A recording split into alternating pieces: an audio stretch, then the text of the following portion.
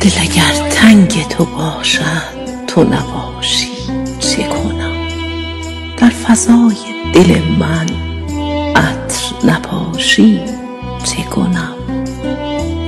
صید دام تو شدم نیست مرا راه فرار، ندهد سود مرا هیچ تلاشی چه کنم؟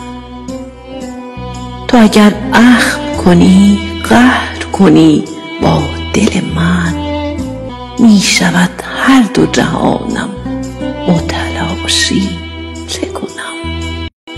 هر زمان مایه آرامش جانم بودی، حال خودت اصل اغتشاشی چه کنم؟ بر گوشه چشم و لب خود حاشیه داری، من هستم و عشق این حواشی چه کنم؟ این حواشی چه کنم؟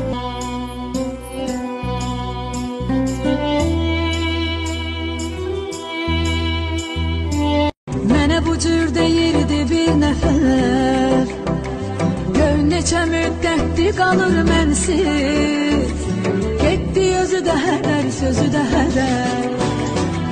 O bir nəfər məni bu halə saldı, yoxdur dərdlərimin sayı hesabı.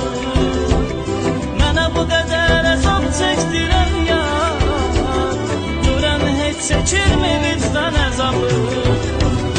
Yazıq ürək sevdi amma gördü həqiqət yoxdur, kimə güvənir inanım mən, saxta gülüşlər çoxdur. Yazıq ürək sevdi amma gördü həqiqət yoxdur, kimə güvənir inanım mən, saxta gülüşlər çoxdur.